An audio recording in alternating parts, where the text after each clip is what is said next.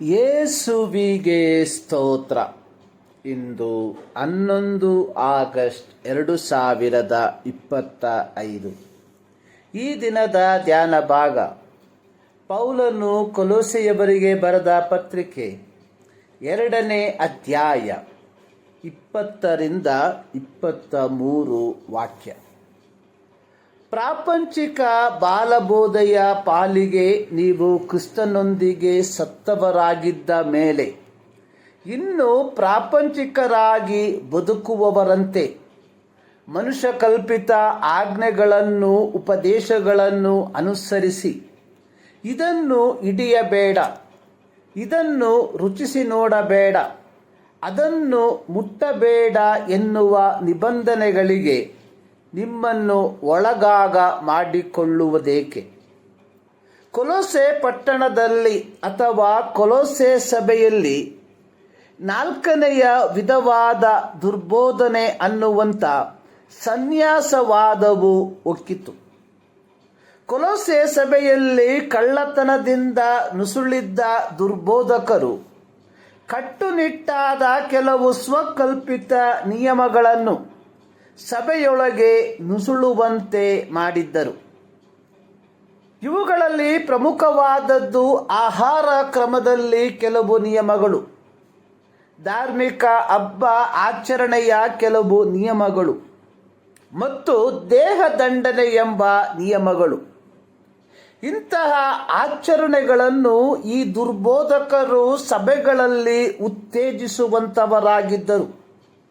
ನಾವು ಕೊಲೊಸ್ಸೆಯ ಪತ್ರಿಕೆ 2ನೇ ಅಧ್ಯಾಯದ 19ನೇ ವಾಕ್ಯದಲ್ಲಿ ನೋಡಿದ ಪ್ರಕಾರ ಮಿಸ್ಟಿಸಿಸಮ್ ಎಂಬ ದುರ್ಬೋಧಕರ ತಂಡ ದೇವದೂತರ ಪೂಜೆಯನ್ನು ಕೊಲೊಸ್ಸೆ ಸಭೆಯಲ್ಲಿ ಜಾರಿಗೆ ತಂದವರಾಗಿದ್ದರು. ಈ ಯಾವ ಆಚರಣೆಗಳು ಬೋಧನೆಗಳು ಯೇಸು ಕ್ರಿಸ್ತನ ಬೋಧನೆಯ ಅಥವಾ ಕ್ರೈಸ್ತ ಬೋಧನೆಯ ಭಾಗವಾಗಿರಲಿಲ್ಲ. ಈ ದುರ್ಬೋಧಕರು ಕ್ರಿಸ್ತ ಯೇಸುವಿನ ಮೇಲಿರುವ ನಂಬಿಕೆಯಿಂದ ಉಂಟಾಗುವ ಆಂತರಿಕ ರೂಪಾಂತರಕ್ಕಿಂತಲೂ ಬಾಹ್ಯ ಕ್ರಿಯೆಗಳ ಮತ್ತು ನಿಯಮಗಳ ಮೇಲೆ ಹೆಚ್ಚಿನ ಒತ್ತನ್ನು ಕೊಡುವಂಥವರಾಗಿದ್ದರು. ಸಂಕ್ಷಿಪ್ತವಾಗಿ ಹೇಳುವುದಾದರೆ ಕ್ರಿಸ್ತನಿಲ್ಲದ ಕ್ರೈಸ್ತತ್ವದ ಮೇಲೆ ಹೆಚ್ಚಿನ ಗಮನವನ್ನು ಕೇಂದ್ರೀಕರಿಸಿದರು.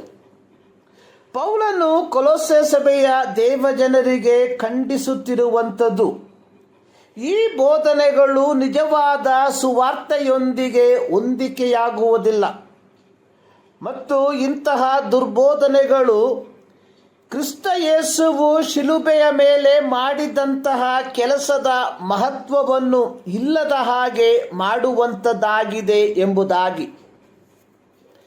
ಇಲ್ಲಿ ಪೌಲನು ಹೇಳುತ್ತಿರುವಂಥದ್ದು, ನೀವು ಕ್ರಿಸ್ತನೊಂದಿಗೆ ಸತ್ತವರಾಗಿದ್ದೀರಿ. ಇದರ ಅರ್ಥ ಕ್ರಿಸ್ತ ಯೇಸುವಿನ ಮರಣ ಮತ್ತು ಪುನರುತ್ಥಾನದಲ್ಲಿ ಗುರುತಿಸಿಕೊಂಡಿರುವುದು, ಪಾಪದ ಬಂಧನದಿಂದ ಬಿಡಿಸಿಕೊಂಡು ಕ್ರಿಸ್ತ ಯೇಸುವಿನಲ್ಲಿ ಗುರುತಿಸಿಕೊಂಡಿರುವುದು. ಹಳೆಯ ಪಾಪಮಯವಾದ ಸ್ವಭಾವವು ಶಕ್ತಿಹೀನವೆಂದು ಪರಿಗಣಿಸಿ ಕ್ರಿಸ್ತ ಯೇಸುವಿನಲ್ಲಿ ಹೊಸ ಆಧ್ಯಾತ್ಮಿಕ ಜೀವಿತವನ್ನು ಆರಂಭಿಸಿರುವಂಥದ್ದು. ಇಲ್ಲಿ ಪೌಲನು ಕೊಲೊಸ್ಸೆ ಸಭೆಯ ದೇವಜನರಿಗೆ ಹೇಳುವಂಥದ್ದು, ಪ್ರಾಪಂಚಿಕ ಬಾಲಬೋಧನೆ ಎಂಬ ಶಕ್ತಿಹೀನವಾದ ತತ್ವಜ್ಞಾನದಿಂದ ನೀವು ಕ್ರಿಸ್ತ ಯೇಸುವಿನ ಮರಣ ಮತ್ತು ಪುನರುತ್ಥಾನದ ಮೂಲಕ ಸತ್ತಿರಲಾಗಿ ನೀವು ಈಗಲೂ ಮನುಷ್ಯ ಕಲ್ಪಿತ ಉಪದೇಶವನ್ನು ಅನುಸರಿಸುವುದೇಕೆ? ಅವ್ವಳು ಏದೆನ್ ತೋಟದಲ್ಲಿ ಸರ್ಪದ ಮೂಲಕ ಅಥವಾ ಸೈತಾನನ ಮೂಲಕ ಪರೀಕ್ಷಿಸಲ್ಪಟ್ಟಾಗ ಇಂತಹದೇ ಆದ ಉತ್ಪ್ರೇಕ್ಷೆಯ ಮಾತುಗಳನ್ನು ಅಥವಾ ಅತಿಶಯೋಕ್ತಿ ಮಾತುಗಳನ್ನು ಹೇಳುವಂಥದ್ದಾಗಿ ನೋಡುತ್ತೇವೆ. ಆಕೆ ಹೇಳಿದ್ದು, ತೋಟದ ಮಧ್ಯದಲ್ಲಿರುವ ಈ ಫಲದ ವಿಷಯವಾಗಿ ಇದನ್ನು ತಿನ್ನಲು ಕೂಡದು, ಮುಟ್ಟಲು ಕೂಡದು, ತಿಂದರೆ ಸಾಯುವಿರಿ. ಆದಿಕಾಂಡ 3:3. ಆದರೆ ಯೆಹೋವನು ಹೇಳಿದ್ದು, ನೀನು ತೋಟದಲ್ಲಿರುವ ಎಲ್ಲ ಮರಗಳ ಹಣ್ಣನ್ನು ಯಥೇಚ್ಛವಾಗಿ ತಿನ್ನಬಹುದು, ಒಳ್ಳೆದರ ಕೆಟ್ಟದರ ಅರಿವನ್ನು ಹುಟ್ಟಿಸುವ ಮರದ ಹಣ್ಣನ್ನು ಮಾತ್ರ ತಿನ್ನಬಾರದು, ತಿಂದ ದಿನ ಸತ್ತೇ ಹೋಗುವಿ. ಆದಿಕಾಂಡ 2:16-17. ಅವಳು ಹೇಳಿದಂತಹ ಉತ್ಪ್ರೇಕ್ಷೆಯ ಮಾತು ಮುಟ್ಟಲು ಕೂಡದು ಎಂಬುದು. ಪ್ರಿಯರೇ, ಇಂದು ಇಂತಹ ಉತ್ಪ್ರೇಕ್ಷೆಯ ಬಾಲಬೋಧೆಯ ಸಭೆಗಳು ನಮ್ಮ ಸುತ್ತಮುತ್ತಲೂ ಅಣಬೆಯಂತೆ ತಲೆ ಎತ್ತಿರುವುದನ್ನು ನಾವು ಕಾಣುತ್ತೇವೆ. ಇಂಥವರ ಬೋಧನೆಗಳು ನಮ್ಮ ಆಧ್ಯಾತ್ಮಿಕ ಬೆಳವಣಿಗೆಗೆ ಕಿಂಚಿತ್ತೂ ಉಪಯೋಗಕರವಲ್ಲ.